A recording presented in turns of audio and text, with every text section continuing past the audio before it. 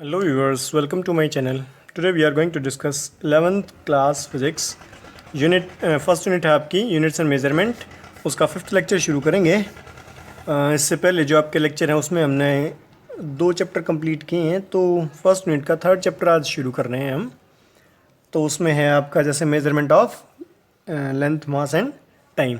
Basics physical quantity हैं, इनको हम किस तरीके से मेज़र करते हैं वो सारा इस चैप्टर में हम कवर करेंगे। ठीक है, तो मेज़र करने के लिए बेसिकली हम एग्जैक्ट वैल्यू लेते हैं या फिर अप्रॉक्स वैल्यू लेते हैं, वो सारा एक बार चेक करते हैं। तो शुरुआत करते हैं। फर्स्ट टॉपिक है आपका order of magnitude. Order of magnitude, कोई भी वैल्यू अगर हम कैलकुलेट कर रहे हैं, कोई भी वैल्यू, तो जितना उसका अमाउंट आता है उसको हम बोलते हैं मैग्नीट्यूड। ठीक है, अब बात करते हैं ऑर्डर। ऑर्डर क्या होता है? जैसे मैग्नीट्यूड को हम ये बोल दें, मान लिया किसी का वेट है तो हम बोल दें 70 kg, तो kg तो यूनिट होगी आपकी, और ये जो 70 है ये क्या है? ये मैग्नीट्यूड को रिप्रेजेंट करता है। ठीक है, तो इसी तरीके से हम बात करते हैं what is order of magnitude. Order में हम क्या करते हैं? हम अप्रॉक्स वैल्यू लेके चलते हैं हमेशा। ऑर्डर ऑफ मैग्नीट्यूड में क्या है? हम अप्रॉक्स वैल्यू कैलकुलेट करते हैं हमेशा। और अप्रॉक्स में भी क्या करते हैं?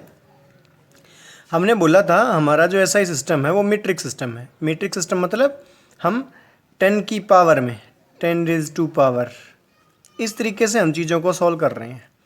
यानी कि एग्जैक्ट वैल्यू के बजाय हम 10 की पावर की फॉर्म में वैल्यूज़ को लेके आ रहे हैं, तो उसी चीज़ को हम बोलते हैं ऑर्डर ऑफ मैग्नीट्यूड। मतलब क्या करें? जैसे हमारे लिए रूल आया, जैसे कोई बोल दे हमें 2, कोई भी वैल्यू है, कोई भी 2 इंटू 10 रेज़ टू पावर, हमें कोई बोल दे 4, ऐसे करके, तो हम इसको क्या करेंगे? हम इसको सिर्फ 10 की पावर लेके चलेंगे। यानी कि इसकी जो वैल्यू लेके चलेंगे ना, वो सारी की सारी किस फॉर्म में लेके चलेंगे? हम 10 की पावर 4 की फॉर्म में। स्मॉल वैल्यू को हम इग्नोर कर देते हैं। ठीक है, जैसे कोई भी नंबर मान लिया, जैसे मान लिया हमें कोई नंबर दिया गया जिसको हम बोल दें, मान लिया हमें 47 वैल्यू दी गई कोई।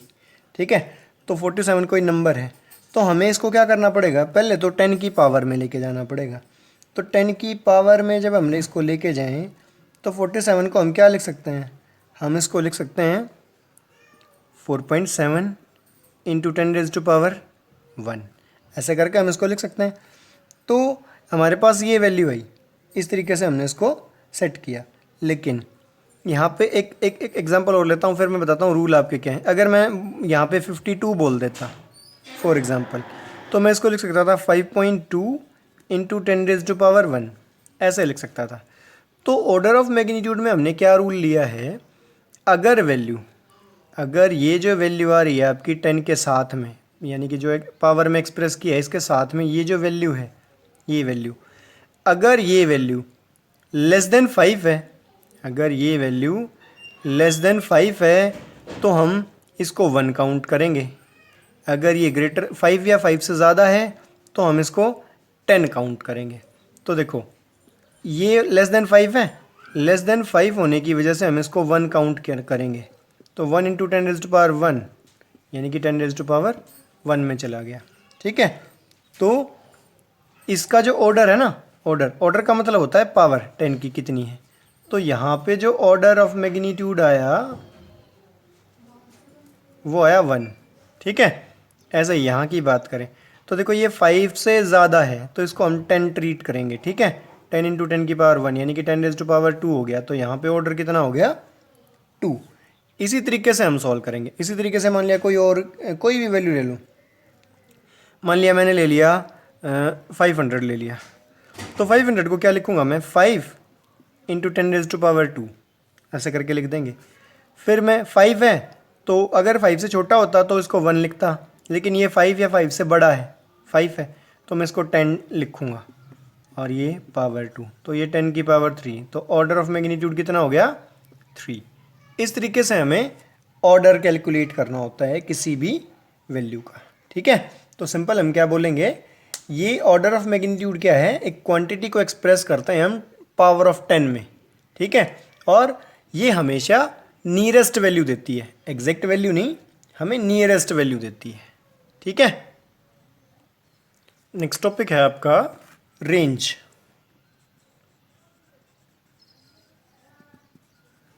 तो रेंज क्या है, सिंपल इसको डिफाइन करते हैं।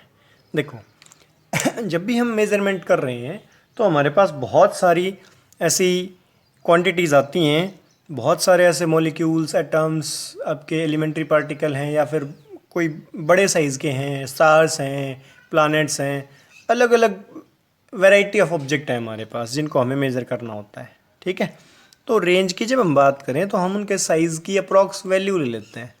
जैसे मान लिया हम शॉपिंग करने जाते हैं, तो अगर हम शॉपिंग स्टार्ट करते हैं तो दुकानदार जो है वो हमसे रेंज पूछता है कि आपको किस रेंज में कपड़े चाहिए। तो वो अप्रॉक्स हम बता देते हैं कि मान लिया हमें 2000 के अराउंड चाहिए, 5000 के अराउंड चाहिए, जो भी हम वैल्यू बोल रहे हैं उसके अकॉर्डिंग हम चेक कर लेते हैं। ठीक है, तो दुकानदार उसी के अकॉर्डिंग हमें बता देगा जो भी हमारे लिए कॉलम होगा। ठीक है, तो फिर ऐसा ही क्या है, ये जो आपके डिफरेंट मॉलिक्यूल्स हैं आपकी, उनकी भी रेंज सेट होती है कि वो किस रेंज में लाई करते हैं। जैसे मैं बोल दूं आपका न्यूक्लियस है, छोटा सा होता है, तो हम बोल दें जैसे size of nucleus, size of nucleus, size of nucleus किस रेंज में है, न्यूक्लियस का साइज़ होता है अप्रॉक्स 10⁻⁻14 to 15 मीटर। ठीक है, ये इसका अप्रॉक्स साइज़ होता है।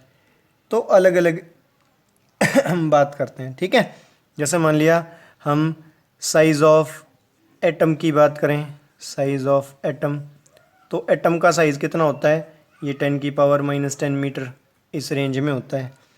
ठीक है, और सिंपल हम बात करें, जैसे जो बहुत सारे एग्जांपल हैं आपके, किसी भी मॉलिक्यूल को उठा के ले सकते हो आप, कोई भी वैल्यू ले लोगे आप। जैसे बात करें हम रेडियस ऑफ अर्थ, जो वैल्यू काम की है हम वही ले लेते हैं, जो हमारे काम मतलब आगे किसी पर्पज़ के लिए यूज़ भी होंगी। तो रेडियस ऑफ अर्थ क्या होता है, रेडियस ऑफ अर्थ होता है आपका 10⁻7 मीटर की रेंज में होता है आपका। ठीक है, और अगर हम बात करें रेडियस ऑफ सन की बात करें, रेडियस ऑफ सन की बात करें तो ये अप्रॉक्स होता है 10⁻9 मीटर। इसी तरीके से हम बोल सकते हैं, मान लिया पूरे यूनिवर्स की बात करें, ठीक है, या फिर हम अपने गैलेक्सी की बात करें, डायामीटर ऑफ आवर गैलेक्सी, तो जो गैलेक्सी का डायामीटर होता है वो 10⁻20 मीटर की रेंज में आ जाता है। अच्छा, size of universe, observable universe बोलते हैं हम, यानी कि जितना हम देख रहे हैं, ऑब्जर्वेबल यूनिवर्स, अगर हम इसकी बात करें तो ये होता है 10⁻26 मीटर की रेंज में। तो रेंज एग्जैक्ट है क्या, ये कोई फिक्स वैल्यू नहीं दे रही है, ये सिर्फ एक अप्रॉक्स आइडिया दे रही है कि हाँ ये जो पार्टिकल है ये इस साइज़ का है अप्रॉक्स। ठीक है, तो हम इस तरीके से किसी भी ऑब्जेक्ट की रेंज है जो उसको कैलकुलेट कर सकते हैं, उसको एक फिक्स नहीं है, अप्रॉक्स आइडिया लेने के लिए। तो चलिए स्टार्ट करते हैं। लेंथ को कैसे मेज़र किया जाए, मेज़रमेंट ऑफ लेंथ में तो हमारे पास अलग अलग वैल्यू है। स्मॉल लेंथ भी मेज़र कर सकते हैं, लार्ज भी मेज़र कर सकते हैं। तो जैसे मान लिया हम स्मॉल लेंथ की बात करें तो जैसे एक होता है स्क्रू गेज। ठीक है, स्क्रू गेज आपकी लैब में होता है, बताएंगे इसको जब हम एक्सपेरिमेंट करवाएंगे आपके। तो स्क्रू गेज होता है और एक होता है इसमें मतलब जो अप्रॉक्स जो डिस्टेंस जो लेंथ मेज़र की जाती है वो हो जाती है 10⁻⁻5 मीटर, बहुत स्मॉल वैल्यू के लिए यूज़ करते हैं। अच्छा, वर्नियर कैलीपर होता है, वर्नियर कैलीपर, इससे जो लेंथ मेजर की जाती है वो इस रेंज में मतलब 10⁻⁻4 रेंज में। अच्छा, आपके पास स्केल होती है जिसको हम बोलते हैं मीटर स्केल, उसमें बड़े पॉइंट्स भी होते हैं छोटे पॉइंट्स भी होते हैं। तो ये जो मीटर स्केल होती है इससे 10⁻³ मीटर टू 10⁻² मीटर तक की, इतना हम इसको यूज़ करते हैं। ठीक है, इसी तरीके से हमारे पास ये तो है, जैसे हम वैल्यूज़ डायरेक्ट स्केल के साथ लगा के हम डायरेक्ट वैल्यू मेज़र कर लेते हैं, लेकिन कुछ एक वैल्यू ऐसी होती हैं जो हम डायरेक्ट मेज़र नहीं कर सकते। जैसे हम बात करें जैसे मून है, मून का साइज़ कितना है, मून का डायामीटर कितना है, सन का डायामीटर कितना है, डिस्टेंस कितना है उनका, तो वहाँ पे हम ये स्केल वगैरह यूज़ करके हम अपने जो आपकी कैलकुलेशन है, मेज़रमेंट है, वो नहीं कर पाते। हमें कुछ इनडायरेक्ट मेथड यूज़ करने पड़ते हैं। तो चलिए देखते हैं एक बार इनडायरेक्ट मेथड क्या होते हैं। तो मान लिया जैसे हमें किसी भी स्टार की या प्लैनेट का की जो दूरी है हमारी अर्थ से, हमें वो कैलकुलेट करनी है, हम ये मान के चलें, ठीक है। तो इसके लिए हम यूज़ करते हैं एक मेथड होता है इनडायरेक्ट मेथड, जिसको हम बोलते हैं पैरेलैक्स मेथड। अभी पैरेलैक्स मेथड का मतलब क्या है, कैसे हम इस चीज़ को डील करें। तो सिंपल बेसिक वे में अगर आप समझें तो पैरेलैक्स क्या है, हम उसी एक पॉइंट को जिसका डिस्टेंस हमें मेज़र करना है, उसी एक पॉइंट को हम दो डिफरेंट पोजीशन से देखेंगे चेक करके, ठीक है। और वहाँ पे जो भी वो एंगल सबटेंड करेगा विद रिस्पेक्ट टू पोजीशंस, हम वो कैलकुलेट करेंगे। उसके अकॉर्डिंग फिर हम लेंथ मेज़र कर सकते हैं। तो जैसे ये कुछ वैसा ही होता है, जैसे हम बात करें मान लिया आपने क्या किया, किसी भी पेंसिल को होल्ड किया अपनी आँखों के सामने, ठीक है। अपने हाथ में एक पेंसिल ली और उसको अपनी आँखों के सामने होल्ड किया, और पीछे मान लिया बैकग्राउंड कुछ भी लगा रखा है आपने, कोई गत्ता है, कोई स्क्रीन, कुछ भी है। एक बार आपने क्या किया, अपनी लेफ़्ट आई क्लोज़ की, फिर आपने देखा, फिर उसके बाद आपने अपनी राइट आई क्लोज़ की, फिर पेंसिल को देखा। तो विद रिस्पेक्ट टू बैकग्राउंड जो पोजीशन है पेंसिल की वो चेंज होती है। इसी चीज़ को हम पैरेलैक्स बोलते हैं, ठीक है। तो अब इसमें हम क्या करेंगे, एक वो लेते हैं बेस, जिसको हम बोलते हैं बेसिस बोलते हैं वैसे तो जैसे मान लिया हमने लेफ़्ट आई से उसको चेक किया, फिर राइट आई से, तो हमारी जो दोनों आँखों के बीच का जो गैप है, दोनों आँखों के बीच का जो डिस्टेंस है, उसको हम क्या बोलते हैं, बेसिस, ठीक है। जैसे सिंपल हम बात करें, मान लिया यहाँ पे ऑब्जेक्ट है, ऑब्जेक्ट को मैंने ओ बोल दिया, ठीक है, या फिर मैं पूरा लिख देता हूँ, ये ऑब्जेक्ट है कोई आपका। इस ऑब्जेक्ट को हमने क्या किया, एक बार तो देखा हमने यहाँ से लेफ़्ट आई से, तो हमने बोल दिया ये लेफ़्ट आई इस साइड, ये पॉइंट बोल दिया हमने, यहाँ से उसको ऑब्ज़र्व किया, ठीक है। तो ये कोई लाइन ऑफ साइट आएगी हमारी, हमने उसको यहाँ से देखा। फिर हमने क्या किया, उसको राइट से देखा, तो हम बोल दें यहाँ पे राइट आई होगी, तो यहाँ से कुछ ऐसा दिखाई दिया हमें इस साइड, ठीक है। तो लेफ़्ट और राइट के बीच का ये जो डिस्टेंस है, आपकी लेफ़्ट और राइट आई के बीच का जो डिस्टेंस है, इसको हम बोलते हैं बेसिस, बी मेन क्या है, इसको हम क्या बोलते हैं, बेसिस। यानी कि इसी के बेस पे हम इसका डिस्टेंस कैलकुलेट कर सकते हैं, ठीक है। हमें नहीं पता ये डिस्टेंस कितना था, हमने बोल दिया एक्स डिस्टेंस है, ठीक है। तो ये जितना भी आपका एंगल सबटेंड हो रहा है यहाँ पे, हम वो मेज़र कर लेते हैं थीटा, ठीक है। तो थीटा क्या होता है आपका, थीटा होता है, अगर मैं इसको आर्क मान लूँ एक सिंपल सी, तो थीटा क्या होता है, L by R. L by R का मतलब है लेंथ आर्क की, और आर का मतलब है उसका रेडियस। तो यहाँ से अगर उस फॉर्मूले को यूज़ किया जाए तो ये क्या आ जाएगा, theta is equal to L, L की जगह क्या है, बी अपॉन आर, रेडियस कितना है आपका, एक्स, ठीक है। तो इस तरीके से हम क्या करते हैं, एंगल कैलकुलेट कर लेते हैं, theta is equal to B by X. और इसी चीज़ में अगर हम देखो ये एंगल मेज़र कर लें, अगर हम मान लिया हमें एक्स कैलकुलेट करना है, तो एक्स कैलकुलेट करना है तो हमारे पास देखो तीन वैल्यू हैं अननोन, उसमें से अगर दो पता चल जाएं तो तीसरी इजीली हम कैलकुलेट कर सकते हैं, ठीक है। तो हम क्या बोल देंगे, by knowing theta and B we can calculate या वी कैन मेज़र एक्स, और एक्स क्या है, डिस्टेंस आपका टोटल। तो इस तरीके से हम एक पैरेलैक्स मेथड को यूज़ करते हैं। अभी चलो इसको यूज़ करते हैं, पैरेलैक्स मेथड को हम किसी स्टार का डिस्टेंस कैलकुलेट करने के लिए, ठीक है।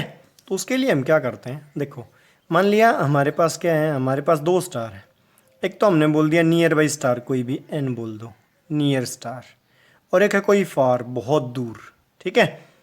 तो हम क्या करते हैं, हमारे हमारे पास है अर्थ, तो हमने बोल दिया ये स्टार है नियर बाई, और यहाँ से हम अगर हम लेके चलें तो बोल दिया हमने यहाँ पे है सन, ठीक है, यहाँ पे ये है आपका सन, ठीक है, और इस सन से हम बोल दें इसके चारों तरफ आपकी अर्थ रोटेट करती है अपनी ऑर्बिट में, ऐसा ही होता है, ठीक है। तो हमने क्या किया, जब जहाँ से अर्थ रोटेट कर रही है तो उसको 2 पॉइंट मान लेते हैं ऐसे, तो हमने बोल दिया मान लिया अर्थ यूं मूव करके जाती है, रिवॉल्व कर रही है अपना, ठीक है। तो हम क्या मान लेते हैं, जैसे हमने आई के साथ किया था ना, बेसिस कैलकुलेट की थी, तो हम ये बेस मान लेते हैं, ये बेसिस हो जाती है हमारी टोटल। मान लिया एक पोजीशन हम बोल देंगे यहाँ पे ए पॉइंट, एक पोजीशन हम बोल देंगे बी पॉइंट अर्थ का, ठीक है। और यहाँ से हम क्या करेंगे, एक बार इस पॉइंट से डिस्टेंस चेक करेंगे, एक बार इस पॉइंट से डिस्टेंस चेक करेंगे, तो ए बी जो है वो क्या बन गई हमारी बेसिस, ए बी क्या होगी हमारी बेसिस के लिए यूज़ कर लेंगे हम इसको, ठीक है। अच्छा, अभी हम बात करें, मान लिया ये सन है, एस बोल दिया हमने इसको, तो एक तो स्टार हमने मान लिया था नियर स्टार, एक स्टार लेंगे हम फार स्टार। तो देखो जो दूर होगा हमसे बहुत दूर, इन्फिनिटी पे अगर हम बोलेंगे आगे, तो इन्फिनिटी में जब हम बात करेंगे तो इन्फिनिटी से कोई भी जो रे आती है वो क्या आती है, पैरेलल। इन्फिनिटी से कोई भी, हम क्या करेंगे, हम दो चीज़ों को देखेंगे, एक पॉइंट से एक बार तो हम इसको देखेंगे, तो हमारी ये लाइन ऑफ साइट हो जाएगी, और एक बार हम वो जो फार है ना हम उसको देखेंगे, तो जो फार आएगा उसके लिए तो हम क्या बोलेंगे, ऐसे करके स्ट्रेट जाएगी। इसी तरीके से हम एक बार बी पॉइंट से फार जो है हमारी वैल्यू हम उसको मेज़र कर लेंगे, और एक बार नियर बाई स्टार को मेज़र कर लेंगे। तो जैसे ही हम यहाँ पे फार स्टार को, फार ऑब्जेक्ट यानी कि जो फार स्टार है उसको, और एक बार नियर स्टार है जो उसको मेज़र करते हैं, फिर हम इन दोनों के बीच में मान लिया जो भी एंगल सबटेंड हुआ θ1 हम ये मेज़र कर लेते हैं, और इसी तरीके से जो यहाँ पे फार और इसका एंगल बन रहा है यहाँ से हम वो एंगल मेज़र कर लेते हैं, हमने बोल दिया θ2। तो मेन काम हमारा क्या है, हम ये डिस्टेंस मेज़र करने के लिए सबसे ज़रूरी क्या है, हम क्या मेज़र कर रहे हैं कि इस पॉइंट पे नियर स्टार ने और फार स्टार ने क्या एंगल सबटेंड किया, ऐसे ही बी पॉइंट पे हमने काम किया, ठीक है। तो ये वही बात हो जाती है, जैसे ये दो पैरेलल लाइन, हम बात करें ये दो पैरेलल लाइन को ऐसे अगर कोई लाइन काटती है तो ये एंगल और ये एंगल आपके सेम हो जाते हैं, तो ये θ1 हो गया। ऐसे ही अगर ये θ2 है तो ये भी क्या हो जाएगा आपका θ2। तो हमारे पास एंगल बना ये अंदर, θ1 इस साइड और ये θ2 इस साइड, ठीक है। अब जो पैरेलैक्स मेथड हमने किया था, पैरेलैक्स में हमने क्या बोला था, पैरेलैक्स में हमने यूँ बोला था ये b था और ये x और ये क्या था थीटा, तो theta is equal to b by X, हमने ऐसे किया था। तो उसी को यहाँ पे इम्प्लीमेंट कर देते हैं, तो हमारा क्या आ जाएगा, थीटा थीटा कितना बना θ1 प्लस θ2, ये तो हो गया total, is equal to b by X, B क्या है A B upon X, X क्या है आपका डिस्टेंस, इसको बोल देते हैं ए एन, ठीक है, ए एन नियर स्टार का डिस्टेंस, ठीक है। तो अब ए बी की बात करें, ए बी की वैल्यू कितनी है ये हमें पता है। जैसे क्या होता है, एक हमने कल लास्ट वीडियो में किया था एस्ट्रोनॉमिकल यूनिट, एस्ट्रोनॉमिकल यूनिट में क्या बोला था हमने, it is the distance between centre of earth and centre of sun. तो ये जो डिस्टेंस है ना ये क्या है 1 एस्ट्रोनॉमिकल यूनिट, और इस साइड भी क्या है 1 एस्ट्रोनॉमिकल यूनिट। तो ए बी की वैल्यू कितनी होगी, ए बी की वैल्यू होगी 2 astronomical unit upon A N हमें कैलकुलेट करना है।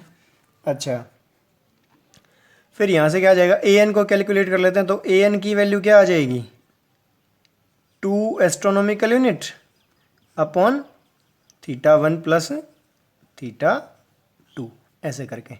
फिर एस्ट्रोनॉमिकल यूनिट की वैल्यू आप रख दोगे, एस्ट्रोनॉमिकल यूनिट की वैल्यू कितनी होती है 1, मैं लिख देता हूँ 1 astronomical unit is equal to 1.5 into 10⁻11 metre. इतनी हम वैल्यू लेके चल रहे हैं। तो यहाँ पे ये वैल्यू और आपका एंगल ये भी किस में होना चाहिए, रेडियन में। ठीक है, तो ये दोनों चीज़ें अगर हम लेके चलें, एस्ट्रोनॉमिकल यूनिट की वैल्यू हमें पता चल गई और एंगल हम मेज़र कर लेंगे रेडियन में। इन दोनों को दोनों वैल्यूज़ को रख के हम ए एन की वैल्यू कैलकुलेट कर सकते हैं। तो इस तरीके से एक इनडायरेक्ट मेथड या हम सिंपल बोल सकते हैं पैरेलक्स मेथड को यूज़ करके किसी भी स्टार का जो डिस्टेंस है वो हम मेज़र कर पाते हैं। इसमें बेसिकली क्या होता है, हम जो डिस्टेंस मेज़र करते हैं ना इसके लिए, तो वो अप्रॉक्स होना चाहिए आपका लेस देन 100 लाइट ईयर। ठीक है, 100 लाइट ईयर से कम डिस्टेंस को हम इन तरीक़ों से मेज़र कर पाते हैं। ठीक है, चलिए इसको एक क्वेश्चन करते हैं, फिर आपका और क्लियर हो जाएगा। The parallax of a heavenly body measured from 2 points diametrically opposite on equator of earth is 2 minute. ये एंगल सब्सटेंड हो रहा है आपका 2 मिनट का। If radius of earth is this, find the distance of heavenly body. Okay, हमें distance measure करना है। ठीक है, हमें क्या गिवन क्या है, हमें एक तो एंगल दे रखा है थीटा, कितना 2 मिनट का। ठीक है, 2 मिनट को पहले तो रेडियन में कन्वर्ट करें, तो इसको लेके जाएंगे 2/60, ये तो डिग्री में चला गया। फिर इसको डिग्री से भी किस में कन्वर्ट करेंगे, रेडियन में। तो π/180 से हम इसको और मल्टीप्लाई करेंगे, तो इतने रेडियन का तो ये आपका एंगल आ गया। फिर दे रखा है लेंथ, यानी कि जो बेसिस है ना वो दे रखी है, लेकिन इसमें रेडियस दे रखा है और बेस होता है डाया के बराबर। तो हमें क्या करना पड़ेगा, 2 × 64 किलोमीटर। अगर हम इसको सॉल्व करेंगे तो ये आ जाएगा 1.28, तो इसको कर लें, और किलोमीटर है मीटर में 3 6 10⁻7 में ये कन्वर्ट हो जाएगा। इतने मीटर का डिस्टेंस आ जाएगा आपका टोटल। तो हमारे पास क्या है, theta is equal to L/R। तो L क्या आ जाएगी, R थीटा, या फिर सॉरी हमें तो R तो मेज़र करना है, तो हमें तो R कैलकुलेट करना है। तो R कैलकुलेट करें तो R कितना आ जाएगा, L/थीटा। L की वैल्यू हमारे पास है 1.28 × 10⁻7 अपॉन थीटा। थीटा कितना दे रखा है आपका, ये हमने सॉल्व किया, तो ये 2 से आपका 30 और पाई अपॉन, यानी कि हम बोल देंगे π/30 × 180। इसको फिर हम सॉल्व कर लेंगे। जब इसको सॉल्व करेंगे तो ये वैल्यू आ जाएगी आपकी 2.2 × 10⁻10 मीटर अप्रॉक्स। ठीक है, तो इस तरीके से हम पैरेलक्स मेथड को यूज़ करते हैं। इस वीडियो में आपके लिए इतना ही। इसमें किसी टॉपिक में कोई डाउट है तो उसको कमेंट सेक्शन में मेंशन करें। मिलते हैं नेक्स्ट वीडियो में नेक्स्ट टॉपिक के साथ। तब तक आप एंजॉय करें and thanks for watching my video. Thank you.